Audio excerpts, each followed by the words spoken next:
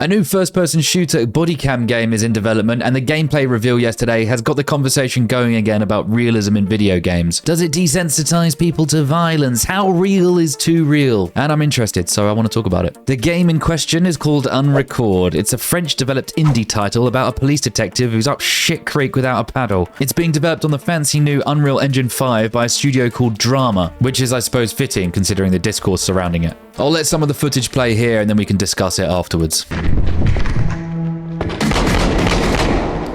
Shots fired! Shots fired!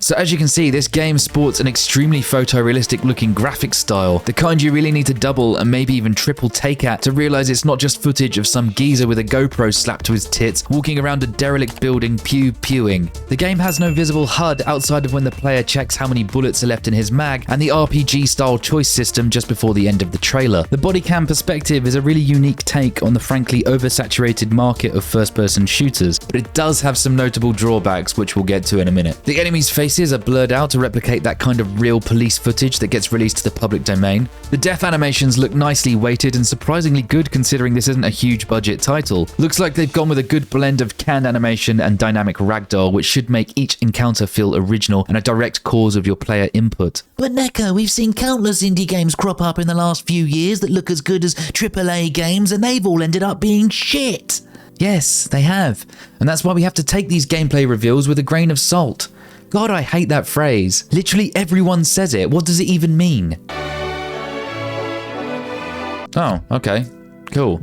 Well, every day's a school day. So some drawbacks to this game, just from what we can see in this trailer. Part of what lends to its realism is the way that the camera shakes with every step the player makes. By the end of this trailer, I was already getting the feeling that this game would give me a headache when playing it. Now, I know that won't be everyone, but it's worth noting here because a lot of people do get motion sickness playing games. Another quite obvious issue is that when the player starts shooting, the screen shake and visual effects make it almost impossible to see what's going on or where the player's actually aiming. Now, this could just be from like the spectator perspective. Maybe when you're playing it actually feels really good and really intuitive. But do we have to make a trade-off here and take a diminished gameplay and accessibility experience in favor for the hyper-realism? So I thought I'd jump over to the official website for Drama to see if I could find out a bit more about this game. Some of the taglines read, Pitch. Unrecord is a single-player FPS that tells the story of a tactical police officer from the perspective of his body camera. As you work to solve a complex case, you'll need to use your tactical and detective skills to succeed. That all sounds fairly par for the course for this kind of game. Overview.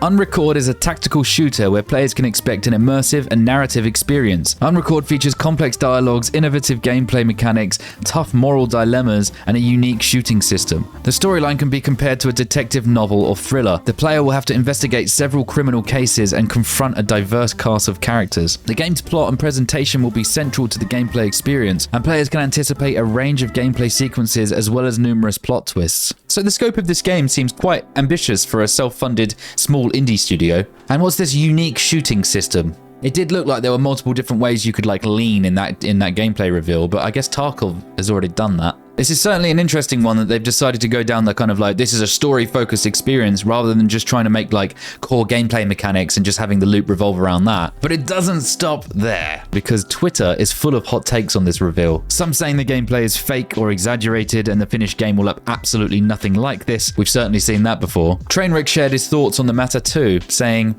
I know I'm going to get a lot of hate for this, but this level of realism in video games should be heavily moderated in shooters for anyone under a certain age. I hope parents do their job. This level of realism for shooting and killing makes me feel uncomfortable, as if I'm watching a real leak from a military or police operation. The clear distinction between real and fake is necessary, but this level of realism, in my opinion, gives real credibility to the nonsense politicians have been spewing for years about video games conditioning young people to lose a sense of empathy towards violent tendencies or situations. I absolutely do not agree that video games make people violent. In fact, there's been countless studies on the topic and have all found that there's no link between games and real-world violence. violence. But I asked this question to Anna in preparation for making this video, and she agreed with me, but she also made a quite interesting point. She asked that if there's a point to where games look indistinguishable to real life, are violent games then at risk of actually desensitizing people to violence? Like if there was literally no difference between the game and real life, could people then use that as a kind of entry point to start acting it out in real life in some way? I'll let you give your take on that one in the comments, guys. I'll actually be really curious to see what you think.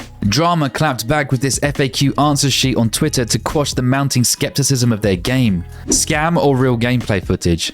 There have been many doubts raised about the authenticity of the gameplay. The game is developed on Unreal Engine 5, and the gameplay footage is captured from an exe file and played using keyboard and mouse. It is not a VR game. In reality, it seems rather flattering to compare the graphics of Unrecord to reality, but fortunately, we know that a game first focuses on gameplay and universe on which we primarily concentrate. Considering the high production cost of a video game and our global reputation at stake, if Unrecord were a scam, it would be a blockbuster scam. Therefore, it's logically not one. We do not use any real videos or external rendering to Unreal Engine for the creation of Unrecord. Unrecord is unreal. So what do you guys think about the look of this game? Do you think it's going to be steaming BS? Or it's just more proof that indie studios are breaking the mold and they're going places where AAA studios are just too fearful to tread? As usual, guys, like this video if you liked it, dislike it if you didn't, subscribe if you want to see more from me, and I'll see ya when I'm looking at ya. This game looks really realistic. It makes me want to start Airsoft or paintball or something. Anyway, thanks for watching. Now get out.